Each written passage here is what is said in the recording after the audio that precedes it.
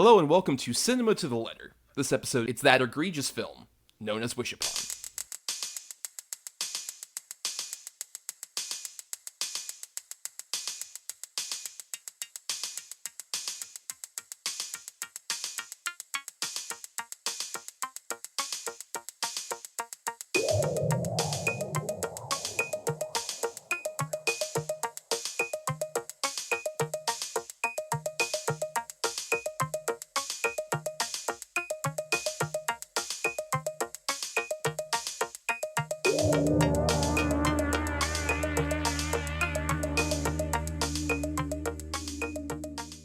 On Cinema to the Letter, we break down the very nature of cinema, letter by letter.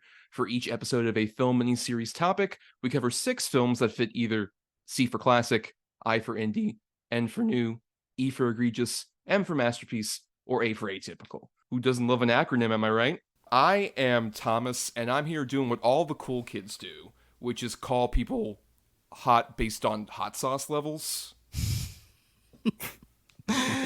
Hi, I'm Bryan, and I dig the multiverse.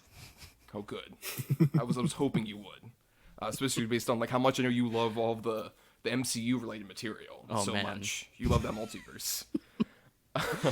But God. we're not the only two here, Bryan, because we do have a guest here who you might recognize her from other Talk Film Society podcasts like Have a Nice Apocalypse or the main podcast over there. It is Siobhan Irving. Siobhan, welcome to the show. I am Siobhan, and I have smegma. Oh, well, I mean, we don't always ask for a gift from our guests, but we appreciate it. Fantastic. 10 out of 10. But welcome, Siobhan, here for our E for egregious pick, sort of the middle of our spooky season. Yeah, thank you guys for having me on. I'm happy to do this. I want to do this. I want to be here. Right, we didn't force Siobhan on the show at gunpoint. We didn't, no matter how much, because it sounds like she's just delighted. Don't worry. I am. I'm very happy. And I'm especially happy to come on the bad episode. I really am. I'm not joking. I want to do, if I ever come on again, keep bringing me on the bad shit. I want You to have see that the slot, bad movies. guaranteed. It's your reserved space. Even if we have someone else on, we kick them out. I'm an e-girl. The true e-girl. Yes. But so we're here talking about the egregious pick, but I'm curious from the both of you, the So Bad It's Good movie, that concept of finding a movie sort of like unintentionally funny and engaging with it on that level. Siobhan, I'm very curious because you're a very sincere podcaster. Whenever I hear you, you're always 100% like, this is exactly how I feel either way. There's not as much irony, I would say, from what I've gleaned based on the things I've heard of the show from you. But so I'm curious, how do you feel about that concept of the So Bad It's Good movie? Well, thank you for saying that. I always try to bring sincerity to everything I do. Right. And I'm a true professional, and I'm glad you noticed. I think, okay, the So Bad It's Good concept. Obviously, there is a level of laughing at a thing that maybe is unintentionally or not intended to be laughed at. There's like Mystery Science Theater shit, right? Like I grew up watching Right. Mystery Science Theater. I loved at a time Mystery Science Theater. But I think as I've grown up, kind of my tastes have changed as a movie watcher. I just take that as entertainment. And like if I am entertained by a movie, I don't care how I am entertained by it. I think I tend to just think of it as kind of a good movie. Like an example, like the Gods of Egypt movie. Have either of you seen that? Oh, yeah. Yes. I was just thinking about that movie the other day. It's truly absurd, insane movie that like kind of fails at a lot of what it's trying to do, but it's so incredibly entertaining and so like funny and unintentionally funny that like I think I love that movie. Like 4 stars or more level. And so like I kind of don't agree with the So Bad It's Good concept. I think this like if it is bad, it still can be good. If that makes sense. I think that makes sense, yeah. I would say so. But what about Bryan, do you agree with that sentiment? Or how do you feel about that? Okay. Yeah, it kind of goes into that sort of like the guilty pleasure thing where like, not to sound like a, pretentious or anything, but I don't really believe in like guilty pleasures, because like if I enjoy it, then it's like, I don't know, I think it's good. But as far as the like kind of so bad it's good when it comes to like horror movies and just movies in general, like yeah, I'm kind of falling into that same category as you, Siobhan, as I like get a bit older, where I'm like, even if things are bad, I think there is an enjoyment you can get from them, and an entertainment from them, and like it may not be good from like a critical, perspective or anything, but like, I don't know, pretty fun. Yeah. Yeah, that's kind of how I fall into that category. I think for me, like, I usually just use the sort of so bad it's good thing as more of a marker, because I generally agree with, like, what you both are talking about, because, like, in terms of, I think so bad it's good often gets used in sort of more malicious ways, just based on sort of that moniker. Yes. Because, I mean, I've seen plenty of times where... I don't think it's a bad thing. Like, exactly what you're saying right now. Right. Let me cut off your point to say your point before you can. Right. Thank you. I appreciate that.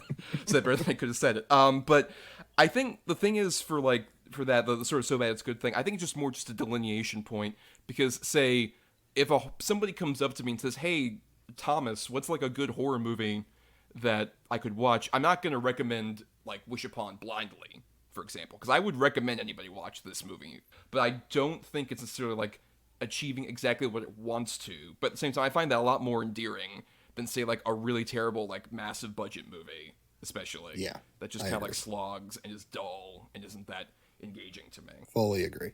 I don't want to say I'm totally positive about everything. Like there is totally bad. It's bad.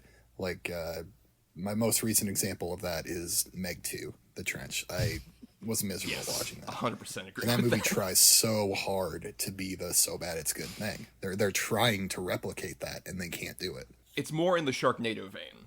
That kind of thing. Yeah, it is. Where like when you're trying too hard and you're winking at us about it, that doesn't like work ever. Exactly. As opposed to being sincere, especially when it's just like a smaller budget movie that is done especially by like say someone who maybe English isn't their first language and they're making their first big American movie like Miami Connection, something like that. Amazing cinema. Beautiful cinema. Sincerity is the word. I tend to like think emotionally about movies, and if I can like feel sincerity coming from the filmmakers, actors, whatever, people on the screen, people behind the scenes, like if you can feel that coming through the screen, like the movie has some amount of worth to me. Right. All this is prefaced to say that that's kind of why I decided to program Wish Upon for this horror series. So we'll jump into Wish Upon after we get a bit of the trailer right here. What are you? There have been others who've had the box. They all died in freak accidents. And now it's come to you. My bad.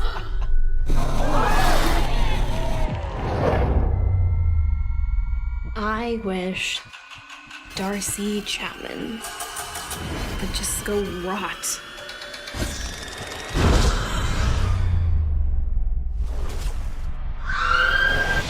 How is this possible?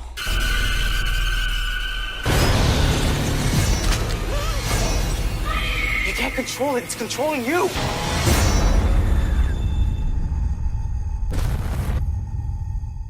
So yeah, Wish Upon.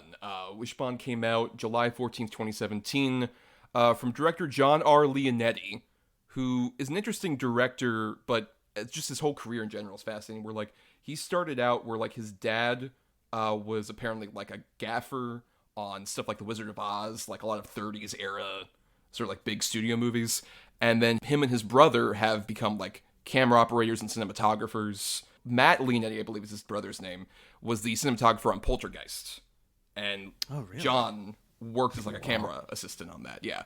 And then after a while, he got his start in directing with Mortal Kombat Annihilation, which is, I think, more in the camp of what we talked about, sort of the less sincere, sort of cash-grabby movie that doesn't feel as like sort of genuinely entertaining to me as something like A Wish Upon, which was a movie that sort of came and went in 2017, but the reason I saw it was because at the time I was still doing like horror podcast stuff, and I saw so many like especially teen focused horror movies trying to like gain in on like sort of the Blumhouse trend. That's a big thing with this movie.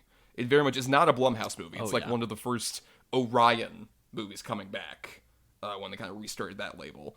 But it feels so much like it's trying to be a Blumhouse movie, but in a way that, unlike other sort of ripoffs I saw around that particular time, or even some Blumhouse movies I don't genuinely think are good, this movie stuck with me because I think it's very, very silly and very broad and trying to appeal to that audience, but in like the wackiest ways possible. Yeah, it really is. I mean, the Blumhouse thing is so fascinating because it there's so many of these like, other studios trying to copy the Blumhouse formula of we make them for like dirt cheap. We get like, people who are known in some, in some way. And then, because it's a horror movie, it makes like a ton of money. And this is such a great example of like of someone following that trend and then just making something, not great. I wanted to see this movie at the time, just because I thought it looked kind of fun from the trailers. I liked the concept of it, and then like I didn't, and it completely wiped from my brain. I never thought about it again until Thomas, you asked me to do this episode, and I was actually like super excited. Like, oh, that movie, yeah, I never watched that. Okay, well, Thomas is saying it's bad, but I still want to I'll still watch it. And we're into discussing the movie right now, aren't we? Yeah, we're fresh. So go ahead. What's your take? What's your initial sort of take on Wish Upon then? I was baffled. I was truly baffled trying to figure out what this movie was trying to be. It's multiple movies at once. It's like this like supernatural horror movie that's like kind of dead serious, mixed up with a kind of goofy PG teen high school comedy, or like middle school comedy really. And that meshing of ideas is so bizarre, especially in the way that they execute on it in this movie. It's charming in a way. It's certainly very unique. I can't really think of too many movies like this. And did I enjoy watching it? I still don't know that answer. And it's been like a few days. Yeah. It's a movie that makes you ponder. It really. Absolutely. Really just, like, I'm thinking about this movie for sure. Right. I have not. Ask the deep, difficult questions. Like, who is Sriracha hot, really, if you think? Does Ryan Phillippe actually know how to play the saxophone? I mean, clearly. That was so authentic anytime that happened. But so I want to get Bryan's thoughts, but I think let's do a brief plot summary, because this one, as we said, kind of has disappeared off the face of the earth. So basically, Wish Upon is the story of Claire, who's played by Joey King, who you kids might recognize from them Kissin' Booth movies or whatever. That's what wow. they all apparently. She's the lead of those. But basically, she's a high schooler who's not very popular. Has had to deal with the suicide of her mother, which is the opening scene of this movie. Her mother committing suicide and her seeing it happen.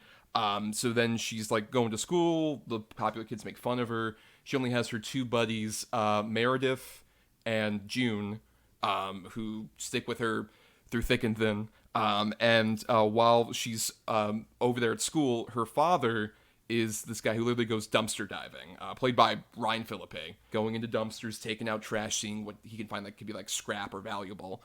And he ends up finding this mysterious box with Chinese writing on it. So he takes it back as a gift for his daughter, because like, hey, you're studying Chinese, I guess you'll want this ancient box that has fucking Chinese writing on it from the trash.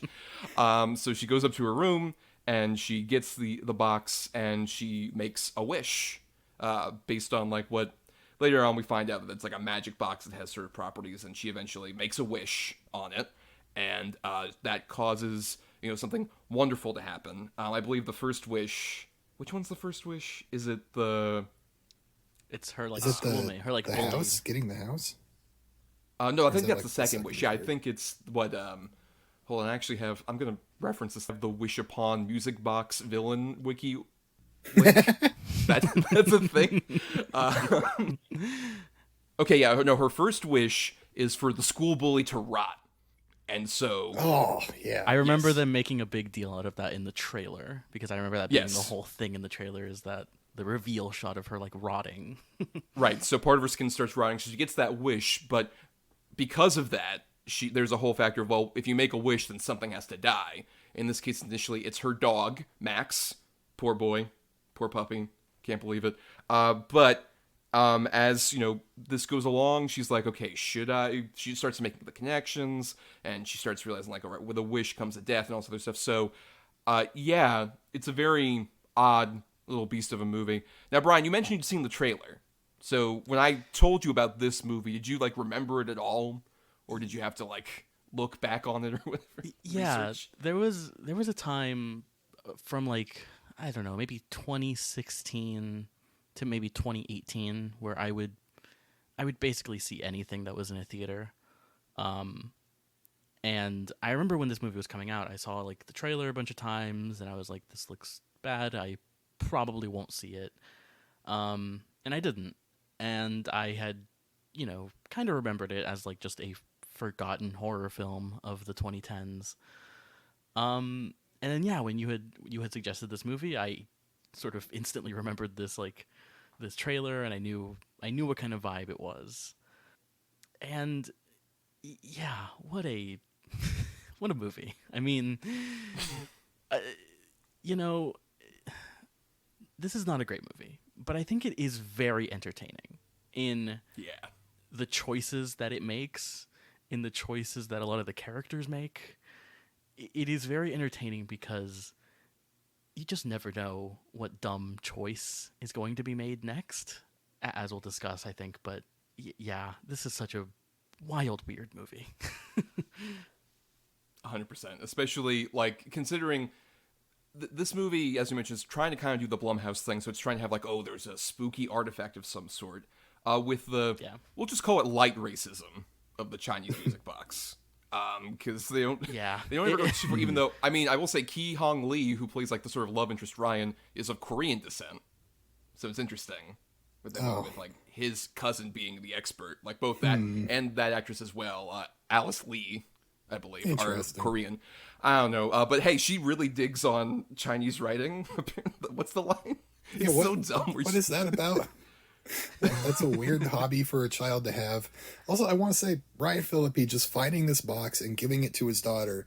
This thing looks valuable, does it not? Yeah, his whole thing really is does, trying to find this. I know he knows his daughter is into ancient Chinese writing, I guess, but still, like, this is his job. This is how he makes his livelihood, is searching through trash, and, like, it looks like you found a gold mine, dude.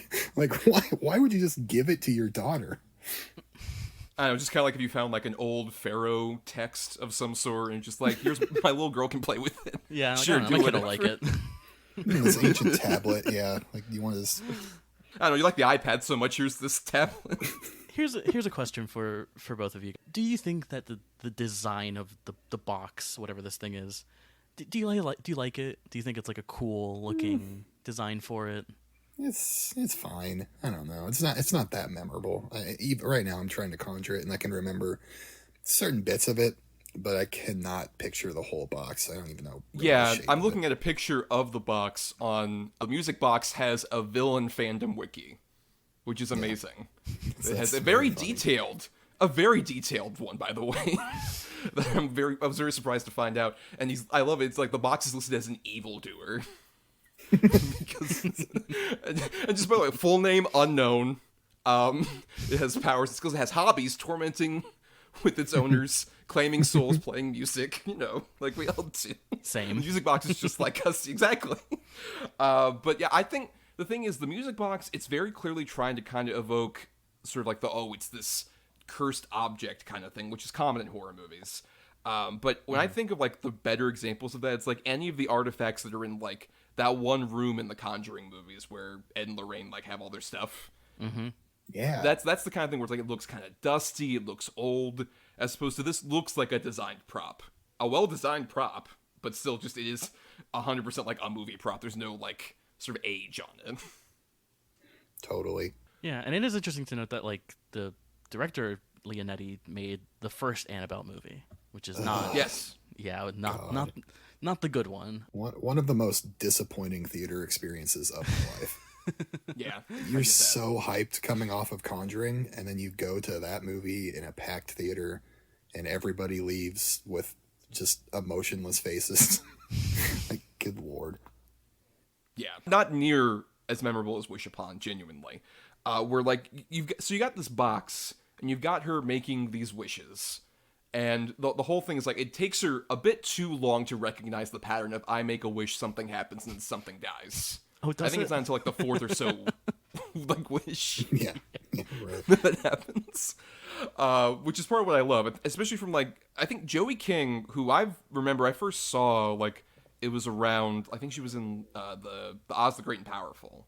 Terrible movie, but she played the little like China girl in that, and I remember seeing her just in like a bunch of things. She was a solid kid actress, and I think she's genuinely very talented as an actress, but it's so weird seeing her be genuinely invested in like something this ridiculous. I think that's part of the charm to me, is I think all of the actors, maybe except for Ryan Phillippe, who looks in a distant sort of like, he's got like a Vietnam stare going on anytime he's like He looking at always things. does, doesn't he? He does. That's true. That's kinda Even in his MacGruber, he kind of has that. I have only seen Joey King in like I have never seen any of the Kissing Booth films. I'm going on record in saying that. I'm so sorry. But Cinematic blind spots for all of us, I guess. they are.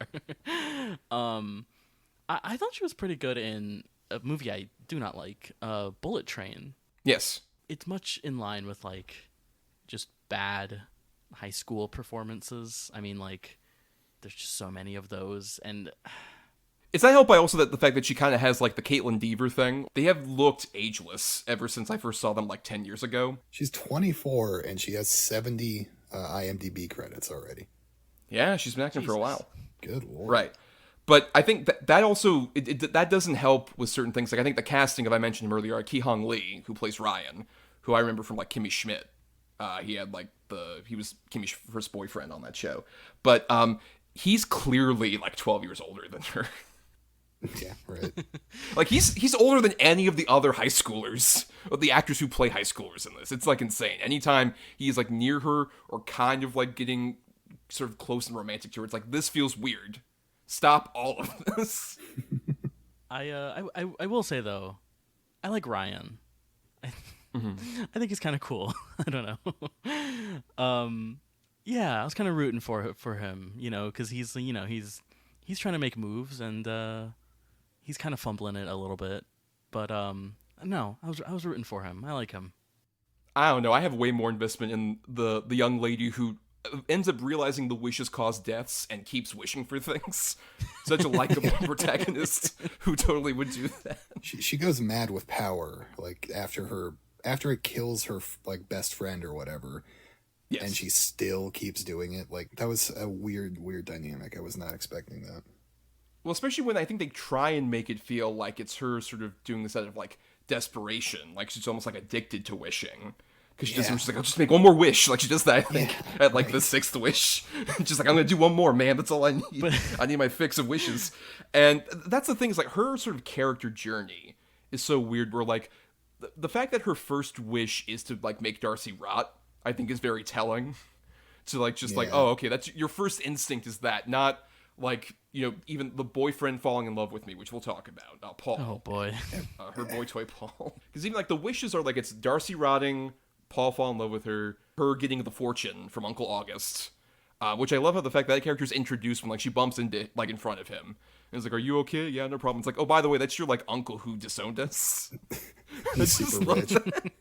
Who's super rich and lives apparently across the way, enough for you to like ride on your bike over to his house.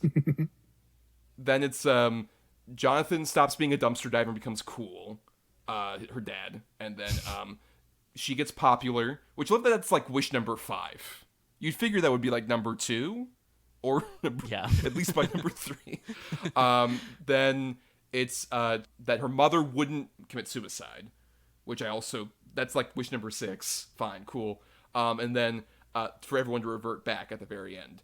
So that just numbering of the wishes, that sequence of events, I think just very telling of like, I don't know what they wanted to do with this character necessarily, because she seems like kind of a piece of shit from the start. Really. And It's like truly.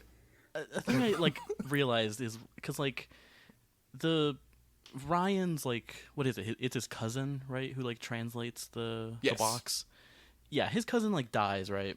He like waits like a few days first off to like tell her and to confront her and be like, "Hey, have you made any more wishes from that crazy box?" And she's like, "No, what do you mean? It's fine. It's normal." Then proceeds to keep making wishes. But then after that goes, "Oh wait, it's the box that's causing people to die." Like realize it after. It's like, yeah, are you what? How have you not realized this yet? Wild. But I'm curious, so where was the moment for you where it's sort of kind of turning into that, like, oh, this is like a fascinating, perplexing movie in its own right? Oh man, I think like when she wishes like to get the fortune. I'm like, right. Oh, okay, this is what we're doing now. And I am sorry to her uncle. What is her name? August or whatever. Uncle August, yes. Our beloved Uncle August. His death scene where he dies in like this incredibly beautiful like bathtub is just a little silly. It's very funny. What are you talking about? I think the thonk sound effect was very authentic when he hit his head on the faucet. It's the that forward bonk is really what gets me. Leaves an indentation on his forehead, like, as if he got shot in the head.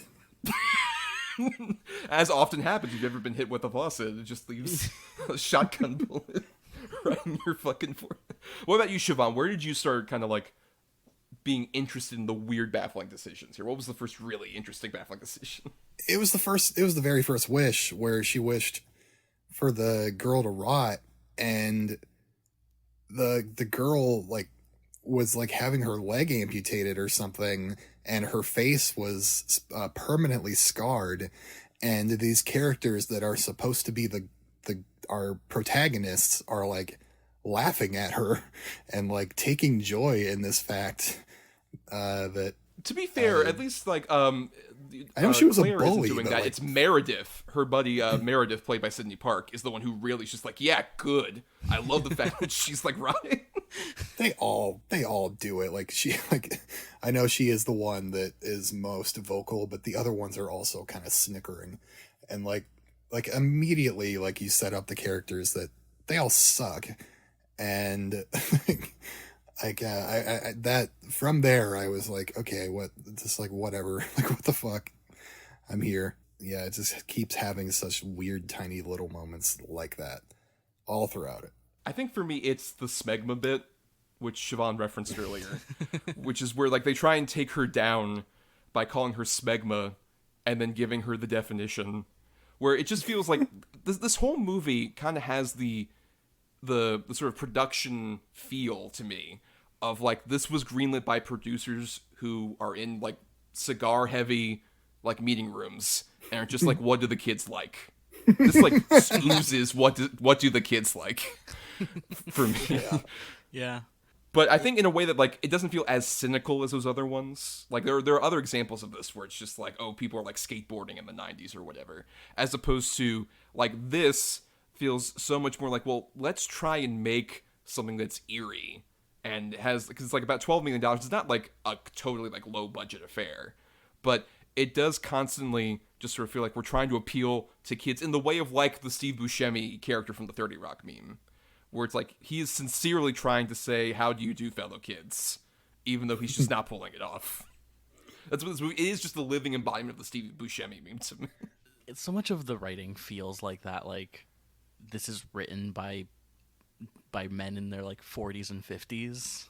Just so much of the writing is like that to me, especially of like the teenage characters, where it just is like no one talks like that. No one has ever talked that way, and it's adds even more to the kind of weirdness of this movie. Though I mean, we should credit the actual screenwriter is Barbara Marshall, so it's a lady in her 40s to 50s, who, by the way, also wrote on Stargate Universe and recently wrote both a remake of The Bad Seed and then the television sequel, The Bad Seed Returns.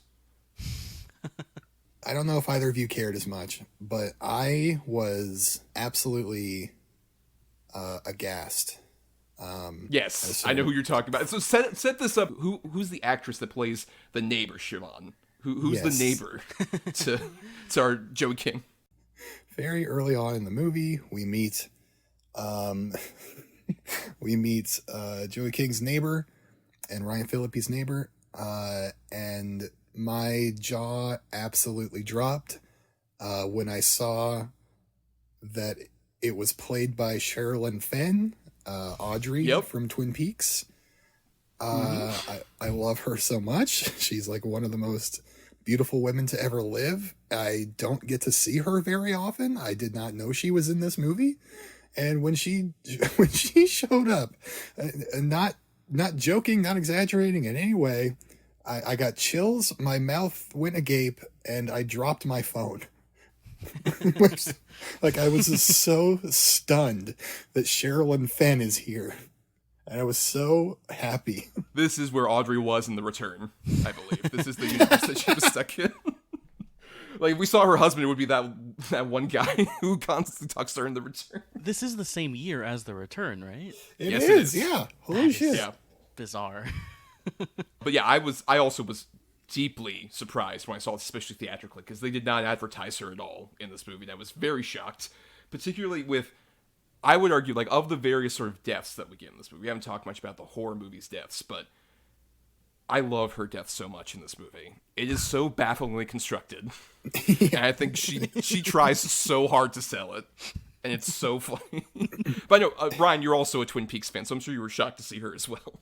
Yeah, I had looked at when we were discussing, like, that we were covering this movie, I had looked at the cast list, and I went, one of these is very interesting, and it's not Ryan Phillippe.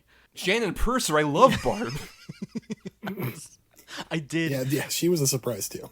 Yeah, I was like, why does she look so familiar? And then I was like, oh, right, she was Barb from that fucking show. Yeah, but Sherilyn Fenn, like, because she doesn't do that many movies at all, right? Like, no, post Twin Peaks, she did not do a lot of stuff. Yeah, which is unfortunate because she is absolutely incredible on that show. But like, yeah, and just how sweet she is, kind of at first, like very kind of sweet, like, hi, how are you? How are you doing? You look nice, kind of, neighbor. And her death scene is just so, it's so ridiculous. Tell people about the death scene, Bryan. I want you to talk about what's the setup for the death scene for everybody. Yeah, help me out here if I'm missing any details. What is the wish she makes when that causes her death? Gotta pull up Villain's Wiki, my man. Yeah, pull up the Just wiki. Pull it Come up. on, you pull up the wiki. Always gotta have it next to you. Clearly. But she's in her kitchen. What is she, like, chopping like celery or something? Right, she's making dinner, and this is after, by the way, she makes the wish about the fortune. The fortune. Okay, yes. So, putting stuff in her garbage disposal, and then what is it? So there's something behind her that's like going off. Is it the? Well, yeah, it's the stove because she's got the water boiling on the stove while also she's trying to like reach into the garbage disposal because like something's stuck, and noticeably she's right by because like the way where like the switch is like right by like her like waist area, which is for the record like a very bad place to put. Whoever designed this baffling house. Terrible place to put that. But then she's trying to like turn off the stove, so there's a lot of tension of like, oh, can you turn off the stove? Is she gonna like accidentally turn on the garbage disposal while she's like reaching in? And then she takes the stuff out, and then she like washes off her hands and stuff, and then she tries using the garbage disposal again, and then it conks again, and then noticeably like she intentionally moves her head so that her long braid can get close to the garbage disposal. And I love, then the tension just becomes like, oh, there's a shot of, like, the editing in this movie is so weird. And this is a great example of it, where, like, there's a shot of the switch, then a shot of Sherilyn Fenn, like, with her hand nowhere near the switch, and then she's, like, digging deep into the garbage disposal, and then it cuts back, and her hand just is, like, pushing the switch. It's, like, the same shot from earlier, where she turned it on. It's so dumb. And the weird like rhythm of this scene is like, is the stove gonna kill her? Is the garbage disposal gonna kill her? Like there is kind of that like almost like a Final Destination style like tension of like what's gonna kill her. Yeah. but it's very weird, and it goes on for like I feel like far too long. Way too long. Almost. And like, what actually kills her? She gets her hair stuck in the disposal, and then like it snaps her neck or something. Like it happens off screen, and we hear a little snap, I guess. It does happen on screen, but it's just a weirdly edited sequence in general, where it just looks like she's like it's facing the sink, got her like hair very close to the garbage disposal, turns on the garbage disposal, and then she like twists around so that her like she's facing like the window, and then her neck snaps there. It makes no sense. It makes no sense. Why would her neck snap? I don't get it. I was for a bit I was thinking she'd get scalped. But right, and I was wondering, like, holy shit, they're gonna do this? This is PG-13, right? This is like nowhere on par with anything they've done before. And then no, there's a little quick snap, and then we cut to like an image of her feet or something, and yeah, it's a very, very, very weird death. I think all the deaths are weird. Like even like we mentioned Uncle August, but there's like Max has the weird thing where he's just eaten by rats apparently. Like, I don't know how he died, the dog, because he's just found being eaten by little puppet rats for some reason. I don't know what the deal is with that. After Cheryl and Finn, Miss DeLuca, by the way, you should mention her name. Then Gina, which is another weirdly constructed one where, like, she's walking with her laptop and it's like the power's gone out and her cell phone is like falling out of the fire escape where she was. Yeah. So she's like, out on a fire escape on like a stormy day, and she's out there for a good while. And so, like, you assume it has to happen there. This is a perfect setup for it. And now she walks inside, and something else happens. Well, yeah, she walks inside because, like, oh, her phone fell, like, while she was using it outside. Because she was trying to get, like, service after her power went out. So she goes back inside her apartment, and then she walks down the hall where she has, by the way, this elaborate, like, bull statue with very sharp, authentic horns that's just in the middle of her fucking living room. And then she somehow slips on the carpet. It doesn't look like her foot got, like, cut underneath it, or that, like, she just slipped on it. She was just like, in the rain, you know? Like, maybe that's what I right, attributed good point. it to. Right, that she just slipped, and then she gets impaled, seemingly through her eyes. We never get a full shot of it, because, like you mentioned, this is a PG-13 movie, and it's constantly trying to cover up. Like, I wouldn't be surprised, though, if this was, like, maybe gotten R, and they had to cut around it very awkwardly, based on especially all these death scenes, how they're edited. But yeah, that's very weird. Then the Meredith's fall from the elevator, which we gotta set this up, because this is fucking nuts. This one's like, good. This one, I like this one a lot.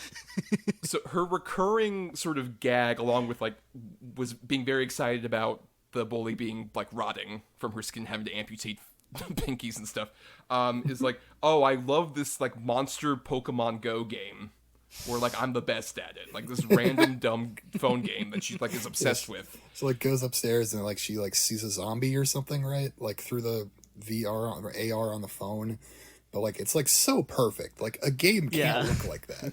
And she knows it's on the 42nd floor. I gotta go up to the 42nd floor of this hotel because the zombie I need to catch in my monster hunting game is there. Right, because all those AR games are very good about telling you what specific, like, level of a building these things are in as well. But yeah, so she, like, goes up the elevator. Meanwhile, we should mention this is being cut in between. Like, they're over at this hotel while the girls, while Ryan Philippe is off driving, and he gets, like, a flat tire, so he has to stop over on the road. And so it's cut in between this where, like, there's the constant tension of, like, oh, he's trying to change the tire, but he, like, loses something underneath the car, so he's gotta go get it. And then it's like, oh, is he gonna get crushed by the car? No. But then a car comes up with, like, a tire that just flings out for some reason. And his like, tire rolls down, and then the car, like, hits it. Right. Which causes it to, like, boing, like, bump. Fly perfectly at his head, and he dodges it. Right before even he has the jack, though, there's also the bit where, like, he just gets out of the car and all of a sudden, like, Dom Toretto and whatever Fast and Furious character just comes Tokyo drifting down the road. They're filming a Fast and Furious movie. Yes. This is canon in the Fastverse, I'm calling it. This definitely happens, I don't know, in between 5 and 6 this happens. That's what I'm saying. Be careful what you wish for. Oh, no, that's what this needs. They needed Vin to play, like, the Wishmaster type villain. of one of these movies. But anyway, so that's being cut in between like all the three girls hanging out in the hotel, and while Meredith is going up the various floors, Barb and Claire are talking back and forth about just like, oh, are you wished again? You keep wishing on the box. You got to stop. It sounds like a friend of yours who was a drug addict. Like this conversation going back and forth, and then Meredith loses track of Bloody Mary or whatever. She's like, ah, shit. I guess I better go back downstairs. And then the elevator immediately starts conking out, and then she calls Claire. It's like, hey, I'm stuck up here, and then the elevator starts going full Tower of Terror, plunging to the depths. And I love the editing where it cuts between like Barb and Claire and then up to like the elevator like kind of falling, and then like they cut in some bits of her like jumping around in the elevator, but it's like fractions of frames that these things are presented in. It's so wild that this like major theatrical release got editing this choppy. Yeah, and then she like the elevator crashes and she's got like a the biggest shard of glass you've ever seen in like the middle of her chest. Yes. It's like comically big. Right. It's so insane. But you loved this death, Siobhan? This is your favorite? Oh, yeah, it was so good. Like it's you can tell this is the one they put the most budget into, and like I think correct me if I'm wrong, but like I have a memory of like the elevator falling, and we're seeing it from the outside, and like there's all this shit like around the elevator, like ornaments or whatever, like decorating the elevator shaft from the outside. That's like all breaking apart too, like and like electricity flying and stuff, and like it is more than it needs to be. I think it is like they put a lot of, I don't know, pomp and circumstance into it that I liked. It is like a wildly like big kind of like set piece, right? 'Cause the other ones have kind of been pretty small. Like the woman kind of like gets like, you know, stabbed in her like in the loft and whatever. But this was like old man bonks his head in a tub. Yeah, and then like big elevator like crashes in a hotel. It's very like it's surprisingly ambitious for what this movie has shown you up until this point. Well, would you say that's your favorite death, Bryan? Oh man, I don't know. I know it's not a death. I do like the like her asking or wishing the bully to rot. I think it's admittedly a little funny.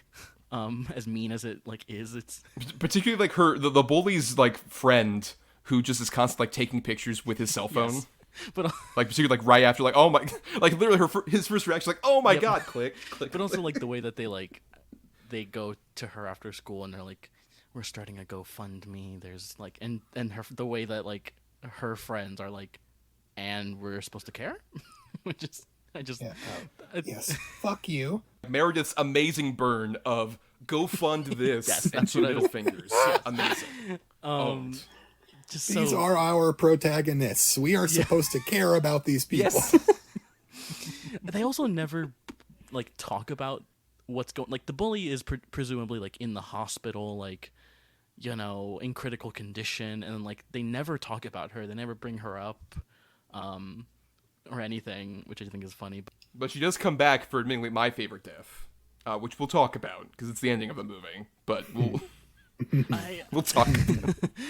Yeah, I will say, you know what? I think Sherilyn Finn's death is my favorite, just because of how elaborate it is and kind of clunky, and I love her, and it's, you know, almost disrespectful how like it treats her, but I don't know. I like seeing her in anything, so I think she's great. I'll at least give, before we talk about that death I was kind of referencing, we should shout out the penultimate death, which is when Ryan Phillippe with the chainsaw. This is my favorite. Is like I take it amazing. back. That's my favorite one. I take it back. I forgot about that one. Right, where this is after like Claire wishes for her mother to be alive again. And I love that, by the way, where like her mom is suddenly back, like, oh, it's your birthday, and then like the two twin sisters come out, which I love. Those, God bless those little girls, are so awkward in the best way. Just come in, just like, it's your birthday, happy birthday, yay, and they leave. It's so good. But yeah, so she has 2 twin sisters now, and her mom's back, and her dad's not like a weird dumpster diver. It's all wonderful. And then we hear like the chainsaw outside, and Claire's like, "Oh no, wait, a death's gonna happen. I think it's gonna be my dad." And then I love that she comes out and like they're trying to make like the ironic twist of like, "Oh no, her distracting him." And him turning around and then getting accidentally chainsawed. Like, she caused it, basically. And it's like, oh, this is an ironic twist. But then, I just love, like, the way that it comes off in the actual movie just feels like, oh, you're just being a little asshole. Once again, just, like, don't fuck with adults while they're, like, trying to use heavy machinery like chainsaws. She does, call, like, Dad, no. And then, like, Ryan Phillippe and his friend who's holding the chainsaw do, like, a comic, like, huh? Like, turn to the camera with the chainsaw. They do make the home improvement noise. They're doing home improvement, so it's only appropriate. They make Tim Allen noises. The way the chainsaw goes, it looks like it just like slices his back or something. Like I would think his head they're trying to say like he gets decapitated. Yeah, I would think his head should get cut off, but the way it goes, it doesn't look like that. It looks like it's just cutting his back a bit. Like yeah, it sucked. But right, they got kind of nicked in the back, and you'd be like, "Oh, ow! I'm gonna stop now, shoulders. but I'm not gonna like be."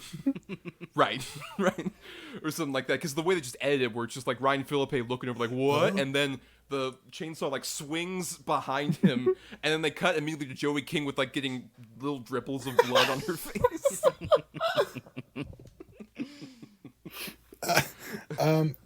Okay, the flashback, has that happened yet, or does that happen after this? The flashback to like... Oh, no, we need to talk about that, though. We do. Yes, that happened a bit earlier. This was after... This was like when fucking Ryan has like the giant pin board that he's like connecting all the dots with, like in his room. But he just talks about, there's this whole flashback that happens where he reveals sort of like the backstory of like who previously owned this box. And it's this like whole flashback to like a scene that feels like this is like a clip from the prequel movie. Where it's this man who like apparently has lost his entire family because of the box, and then the sort of spear that's in the box like grabs him, essentially takes his soul. And Siobhan, who plays this random guy? How the fuck did this happen? Sherilyn Fenn, they're casting her as an actress in the movie. This is a cameo. Why the fuck is Jerry O'Connell a cameo in this movie? Who is that cameo for? Why did this happen? Jerry O'Connell, of all people. The specific celebrity they pick, the actual like weird way this whole scene is shoehorned in, like every single thing about it just feels like it feels almost like they're trying to set up like a prequel, like there's gonna be like an Annabelle creation to wish upon of some sort. They're trying to set up. And like, did they promise Jerry O'Connell like we'll give you a starring vehicle if you do this cameo here for the Wishiverse? Right. The WUU, as it were. I mean, they do leave it at an open-ended. I mean, I'm skipping around a bit, but the like post-credits scene, I guess you could call it the mid-credits scene. Right? Yes. Did you see the mid-credits scene, Siobhan? I'm not remembering it. Oh yes. I remember. Yes. Where they set it up for Wish Upon to wish again. Wish harder. Wish harder. yeah. Oh God! But before we talk about that, we gotta talk about like the ending of this movie, which I know we're going all over the place, but I want to talk about because it is my absolute favorite thing about this movie. They're like, so after like all these deaths happen, particularly of her dad, she's like, oh, I'm gonna wish that we like that everything will go back to before I ever found you, and I can make sure this doesn't happen. And so she like manages to grab the box and goes over to school. Where her dad, like, by the way, we didn't set this up, but her dad loves dumpster diving, specifically in the dumpster right outside of the school. Which anyone objectively would be like, don't do that to your kid. If you're going to do that elsewhere. Or wait until, I don't know, they're all inside. In like 30 minutes, probably. Before this, when her mother comes back to life, she goes up and looks at the paintings that her mother made, and her mother made a painting of this. Oh, right. Of the box. Has she never looked at those paintings before that her mother made? Yeah. Never. Like, never, not once. No interest. No. I know that it is supposed to be, like, a big reveal for Joey King's character, but we see at the beginning of the movie her, like, mother in the flashback, like, throw away an object that looks a surprising, like, the same shape as the box in the movie, and she like wraps it in like a paper mache or something, and like throws it away, and so it's like, oh yeah, she owned the box. That's like, we already knew that as the audience. I know it's supposed to be a big reveal for her, but it comes across quite, just kind of flat, where it's like, yeah, we knew that already. Right, yeah. They didn't really hide it that well necessarily. But anyway, so after, like, she wishes, like, to go back, and then she gets the box and goes over to Ryan. Keep in mind, none of the knowledge of, like, any of the stuff that had happened before is, like, on Ryan. Because this is all, like, taking place, like, in a world where we made all that stuff disappear. She just keeps saying about, like, oh, we need to, like, here's this box, I need you to, like, bury it somewhere, don't ask any questions. Also, I dig on the multiverse, which is referring to their wonderful conversation where he just says, like, you dig on multiverses? Where he just, like, the worst game of just being like, oh, in some alternate universe, maybe we're friends or dating. Score, dude. Great. Always works wonderfully. But yeah, so, like, all that stuff didn't happen, but she references, like, multiverses, and he says, like, whoa, you dig on multiverses? And she's like, yep, I do. And we should totally be boyfriend and girlfriend. Let's do that. Anyway, bye. And then she walks into the street and immediately gets hit by the bully's car. And she flies to another car. This is, like, one step above, like, Final Destination. Where, like, in Final Destination, like, there's the great, like, the bus scene where somebody gets, like, run over. And it's like, oh my god, this is shocking. But this goes into, like, full-on, like, Scary Movie parodying that bit. But being sincere about it. Where just a shot of Joey King, like, flying in, like, a U shape. Like, up and then down onto the other car and slamming is so amazing. There's so much stuff in this movie, I forgot that happened. I forgot that our main character dies. Yeah. That's the final note of the movie there. But I mean, there's... This moment is so silly. Like, because it is supposed to be, like, within the context of the movie, a very, like, the whole crux of the movie of, like, this whole, like, be careful what you wish for concept. Like, she got her comeuppance because she was, like, a real asshole to everyone, first off. Yeah, the monkey's paw thing. Yes. Yeah. But it is just so... Yeah, just the way that it's edited, the way that you're watching it, it is so hilarious. Just the shot that it holds on her of, like, her, like, face, like, as she's lying there, it's just like, this is ridiculous and so silly. 100%. It's amazing. But, I mean, there's all sorts of other stuff. Like, that's the ending of the movie, but there's so much other stuff we didn't really, like, talk about. Like, we didn't talk about, like, we referenced the saxophone thing. The saxophone. Oh, his jam band. Right, where after this, the fourth wish, where she wants her dad to stop being a dumpster diver.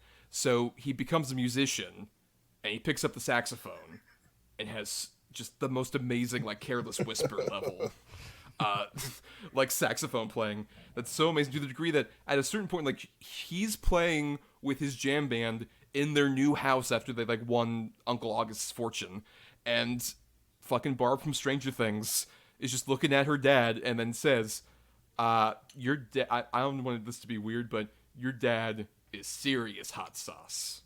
Like, sriracha hot. Jesus Christ. Now, we all know the hottest hot sauce there is. Sriracha. Right, especially, I guess accurate for, like, I believe Barb thinks that's the hottest hot sauce possible, specifically. But, oh my god, yeah, that moment just lives within my brain. Incredible stuff. You're just the sriracha. You're making a horror movie. They made a horror movie, right? And this is right. Somebody wrote that. Well, because all the kids love sriracha. And they think dudes are hot right now, yeah. So let's... We're gonna capitalize on this whole sriracha thing. The sriracha trend, man. Those kids, just... That truly, I think that's my favorite, like, non-deaf sort of, like, bizarre thing, because that's, like, the epitome of what I'm talking about with, like, the whole somebody not realizing that that's not how young kids talk at all. It's so good. Bryan, I mean, I don't know. Do you call things sriracha hot all the time? Yeah, that is. Like, I talk to you all the time. That's how I flirt all the time. It's such a funny scene of just, like, his reveal of, like, him jamming with his friends, like, just that they're playing, like, this nice, like, loungy jazz, and it's just such a weird Such a weird scene. I do love that house that they moved into. It's a great house, but what were you gonna say, Siobhan? Yeah. The wish that got her dad there was, I wish for my dad to be cool. Is that cool? Yes. Playing the saxophone So like cool. that? Is What are that you talking cool? about? In a dad band, 100%. Okay. It's Sriracha hot. Okay. Siobhan, Yeah. You Jesus. know what? Yeah. Barb confirmed it, but also has the box manipulated the world into thinking that that's cool, or is it actually cool? I mean, these are the deep very- questions yeah. we ask. Thomas, you've just reminded me of another sort of weird plot line that we haven't really touched on, which is the what is his name? Paul, the boyfriend. Oh my God, the kind fucking of- The boyfriend. stalker. Paul. the stalker, basically. Yes. Which is one of the wildest twists this movie takes, I think. Probably the just craziest, in my opinion. Because what Tell is, people. So it's the second wish, right, that she makes. That is, I wish Paul would fall in love with me. Per the wiki, Okay. yes, that is. Thank you. that's The the wiki second confirms wish. it. Thank you, Villains Wiki. Music box. Page. Yeah, and so like all that happens is what he just like stares at her all the time, and like sometimes we'll be like, "Hey, how you doing? You're cool." Well, shout out to the actor Mitchell Slaggert has the best goofy dumb grin on his He face. really does. Like not at all a sexy sort of look whatsoever. He's just like, oh, you're pretty. Look at you. Yeah, the scene I remember is like the scene where she sits with him at lunch, but all of like his friends, the bullies, sort of like leave and are like, "We hate you," and then he's like, "Well, I like you. I think you're cool." And then they just continue eating lunch awkwardly. Right. So yeah, they end up becoming a couple under this weird duress, and then after a certain point, he like shows her pictures like, "You look, here's you sleeping.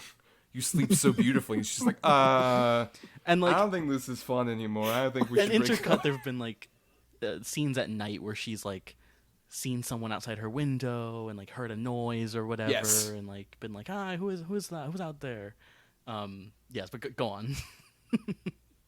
But yeah, it so ends up revealing that scene I'm talking about reveals that it's the boyfriend, and she says like, "I want to break up. I don't think we should be together anymore." And then he comes back and wearing a hoodie, and she's like, "I can't live without you. Please say that we're not over." And then he takes out a knife, and you think, "Oh, is he gonna kill her?" And then he attempts to commit suicide.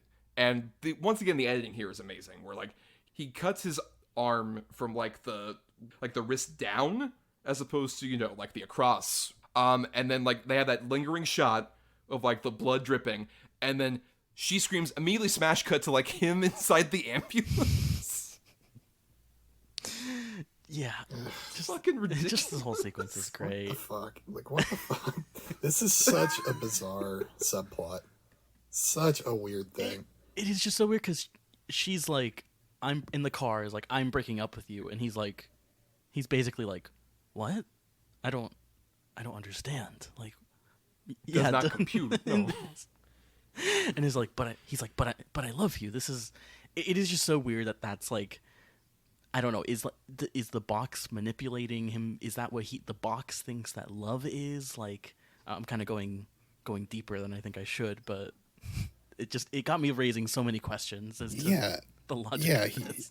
he goes beyond love. He's like totally creepily obsessed. Yeah. That's not love. Well, especially when like they have the whole like the sort of outcome of it, where it's like any of these wishes, like most of them kind of like dissipate. There's like some ironic twist to any of them, like which I love how like it ranges from like this, where it's like Paul ends up becoming a creepy stalker, or then like with Uncle August's fortune is my favorite, where like just suddenly the IRS comes by and like, "I can't believe someone didn't pay their taxes for 10 years," and then they go back to their house. Like it's so weird, like sort of the twist that they try and do. Their old house is ready and waiting for them too. They can just move right back in. They didn't sell it. Right, they didn't sell it. They just had it there. Oh man. Are there any other details we haven't mentioned yet that anyone wants to shout out? Not that I can think of. But I'm just getting. I'm gonna go back to, I think it's 2008. I went to the movie Prom Night, the remake of Prom Night, with a few friends for somebody's birthday, and it was a full theater, and full of dumb teens around the age of the characters in the movie, and I I remember every single person in the theater laughing at like everything that happened, and like watching this movie really just brought me back to that crowd. Like I could imagine a big full crowd of people just going nuts laughing at all the stupid shit that happens in this movie and like having a great time. And like I want to be in that crowd. That's my like takeaway from the movie, I think. I don't think that crowd technically would have existed having seen it theatrically. But that crowd didn't quite exist. Even though I will say, I do remember people like snickering. Did you see it in the theater? Yeah, because I saw it for that horror movie podcast. Shit. I saw a lot of bullshit in the theater. Including, I'm part of the $23 million this movie made.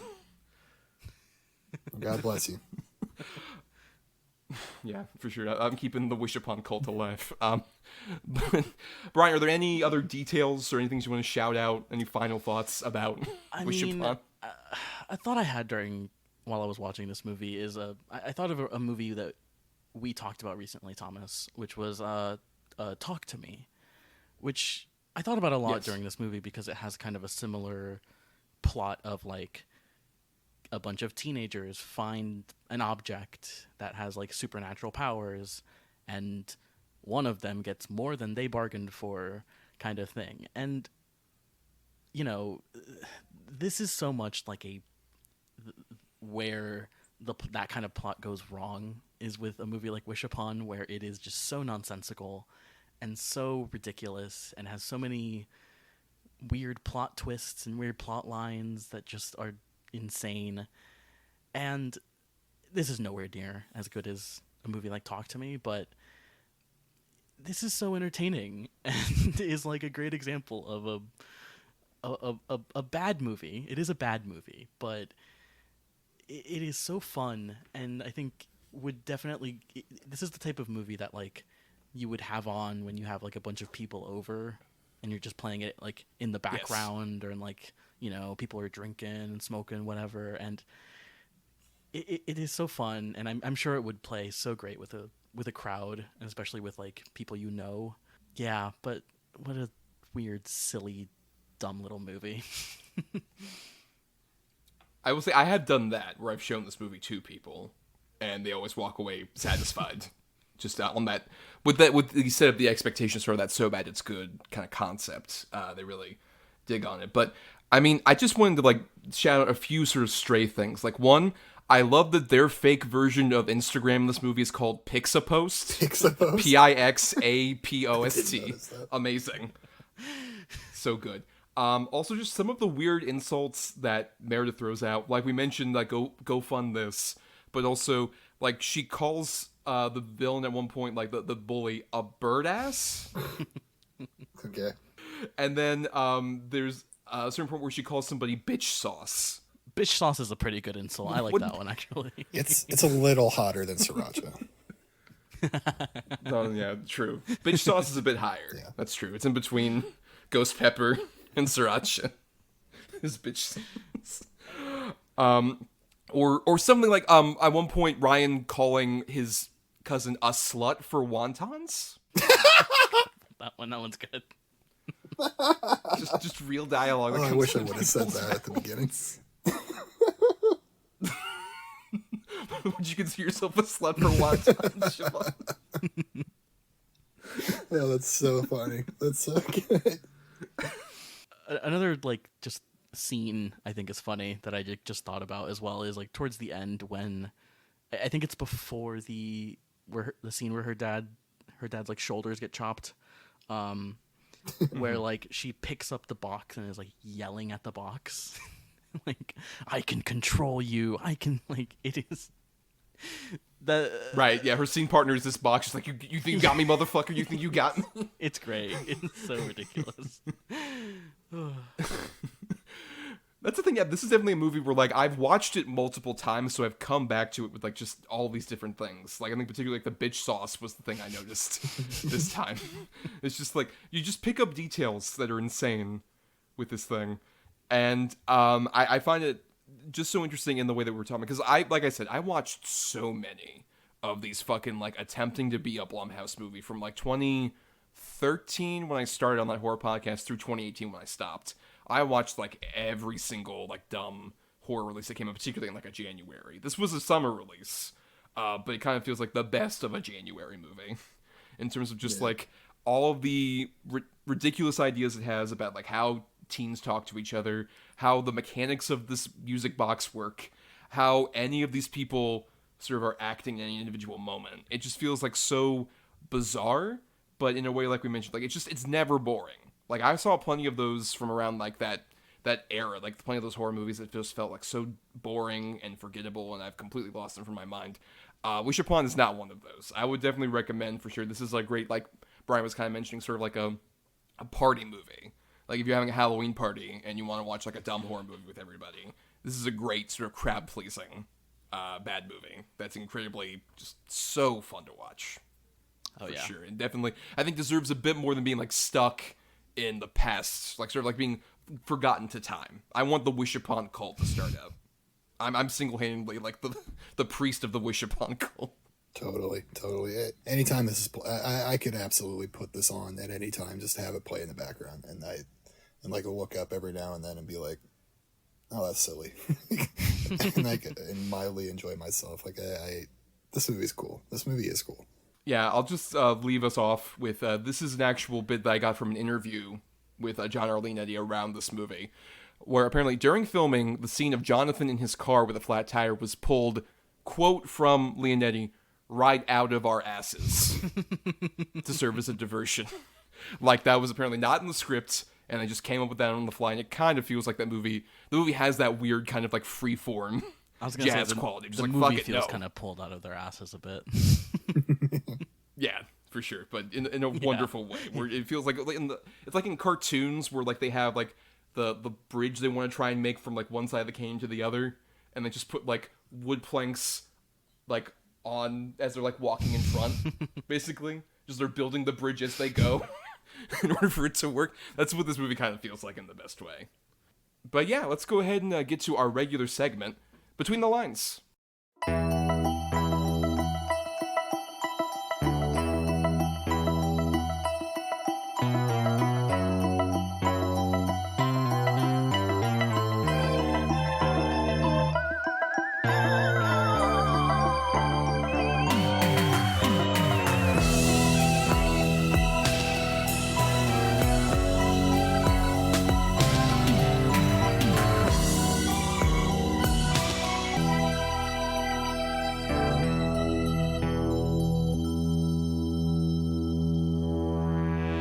So for every episode, Bryan and I, and a guest, if they are so inclined, will bring up a movie to recommend that is kind of related to the movie we're talking about, or maybe fits as another E for egregious in this case picks, or what matches to the letter.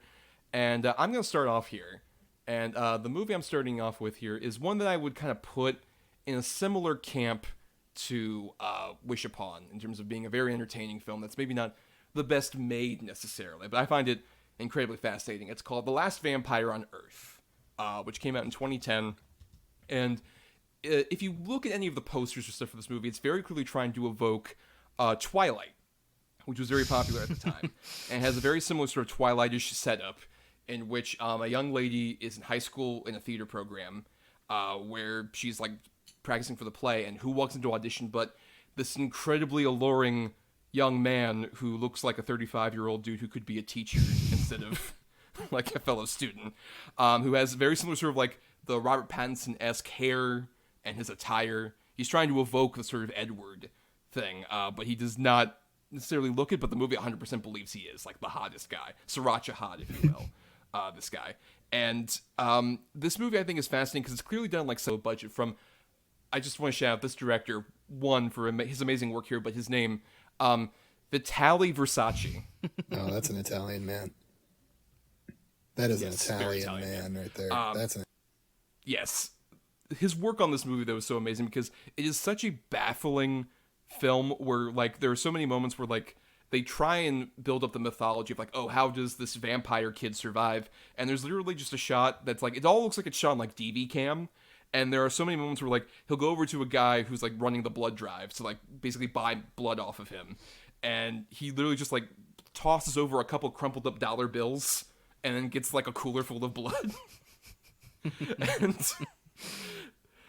and there's like so many twists and turns about like there's a big factor of the main girl is the daughter of the local priest, and so there's this weird like religious angle where they kind of imply that maybe the vampire family is like formerly Mormon or is Mormon. It's weird.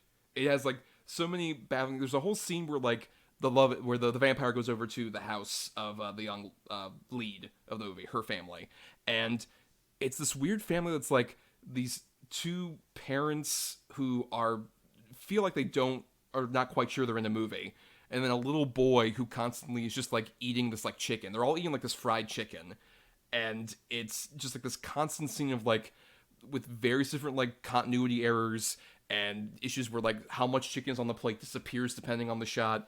It's that kind of movie, and leads to like I think one of my favorite incredibly insane climaxes that involves someone revealing that they have a certain blood disease while somebody's about to be like burned at the stake.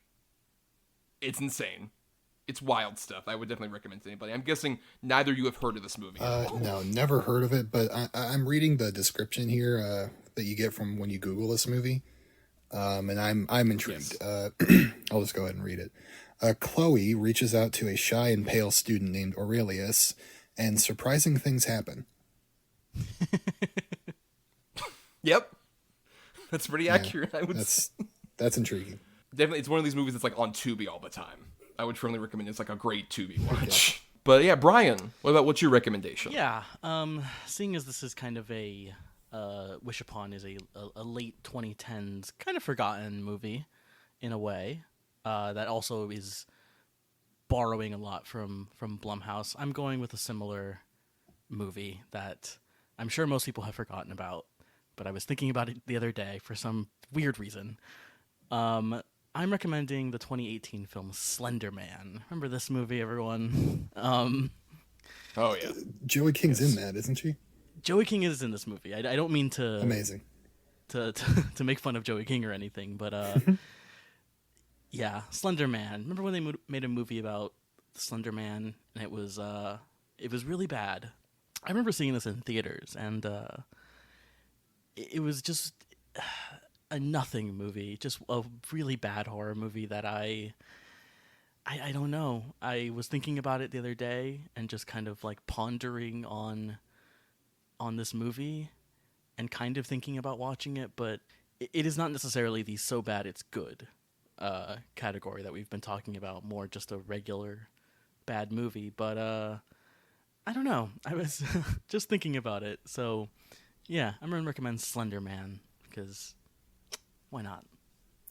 Yeah, there could easily be a good Slender Man movie, and it's so weird that it hasn't happened, right? Yeah. Well, I mean, I think I know why, because I remember when this came out was not too long after like the whole thing with like the two kids. Yeah. Who were like tried to kill each other or whatever. I think that stink was kind of like still on, because I remember the documentary from HBO I think was like the year prior, and then like this kind of came on. There's like all that sort of controversy around it. I feel like that kind of killed the momentum of like any future Slender Man movie, along with this movie just coming out and being terrible and not doing very well. Okay, my recommendation. Yes, I went for a good movie. This is a good movie, great movie. I went along the lines of PG, campy horror comedy, and I think this one knows what it wants to be a lot better. It's also set at a school. It's a college, but it's a school. It's a school movie. Happy Death Day. Just yes. Super fun, really great horror comedy. I love it so much. No supernatural stuff, but well, actually a little, but it's kind of more of a traditional slasher. But just super fun, great movie. Yeah, I really dig Happy Death Day. I think Christopher Landon, who's the director, I think has done an incredible job because he did the Happy Death Days and Freaky, which I think is very underrated. Actually, you know what? Freaky's also actually in high school, so maybe I should recommend Freaky because it is a. What would you rather do that? You want to start that over? Can we and do Freaky restart this instead? episode? Oh boy, okay. I wish this episode never happened.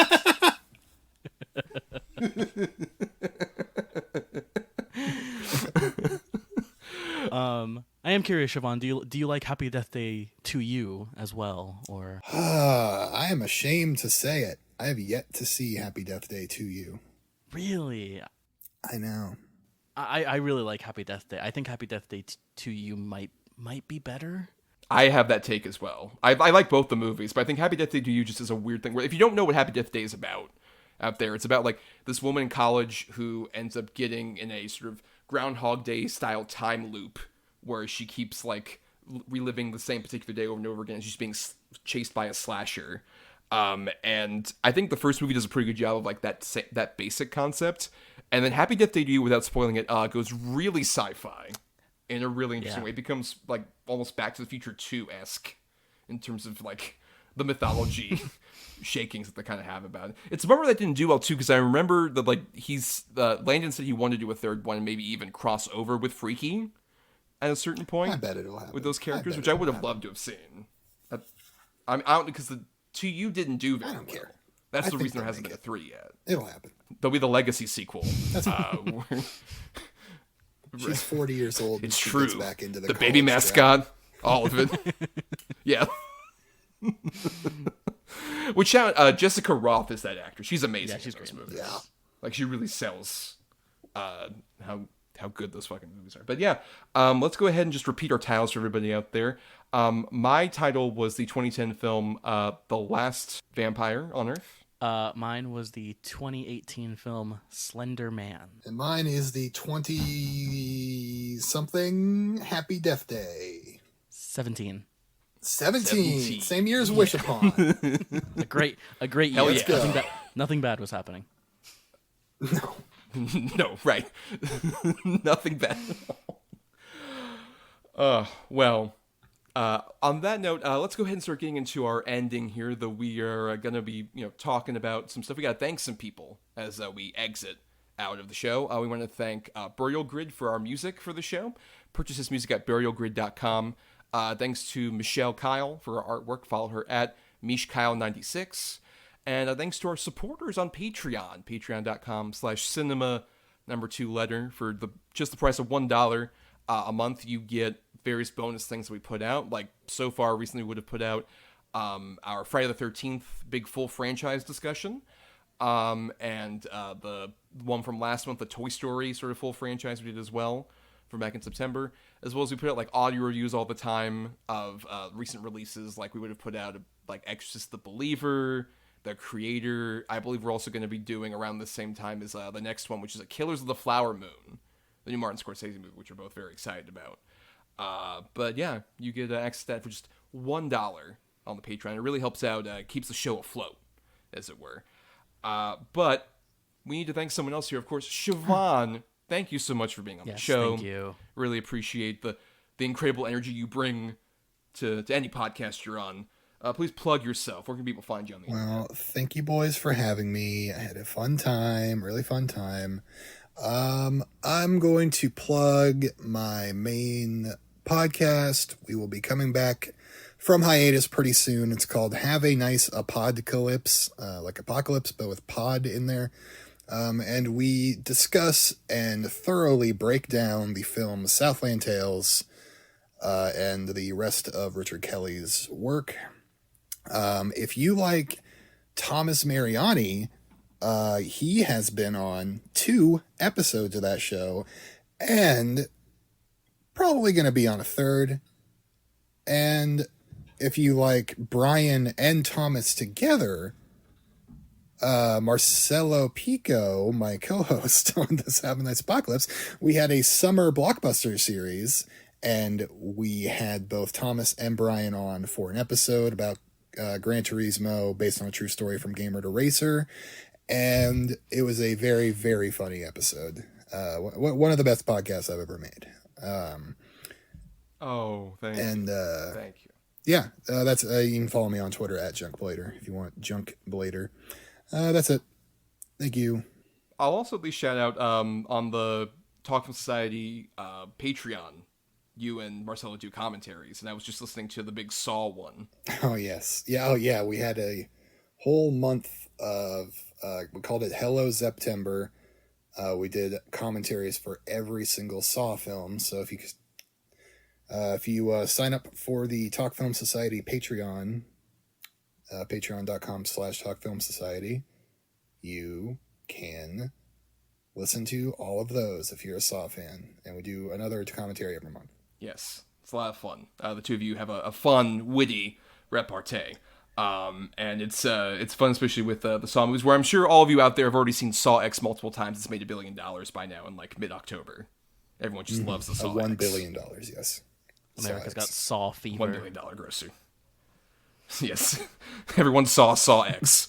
But yeah, you can find us on Instagram, Facebook, and Twitter, X, whatever the hell you want to call it, at Cinema Number 2 Letter. That's where we'll be on the socials. And you can find me on places like Letterboxd and X and Blue Sky and whatnot as at Not the Who's Tommy. And you also do some writing at marianithomas.wordpress.com and at film-cred.com. Yeah, and you can find me still on Twitter, maybe, if it's still around, at BRYANDRADE number 3. You can also follow me on Letterboxd as well, and on what the fuck was the social media called from this movie? Like Pixapost or something? Yeah, you can find me on Pixapost. Yeah. Yeah. We're all on Pixapost. We're early adopters to Pixapost. Yeah, I hear it's a new Twitter. It's a great place actually. I'm sure. Clearly, what would Elon do with the wish box? What would Elon wish for? For his 7 wishes. I wish for everyone to pay for Twitter. God. And the ironic twist is, I don't know, his favorite bored ape avatar fucking checkmark guy dies for some reason.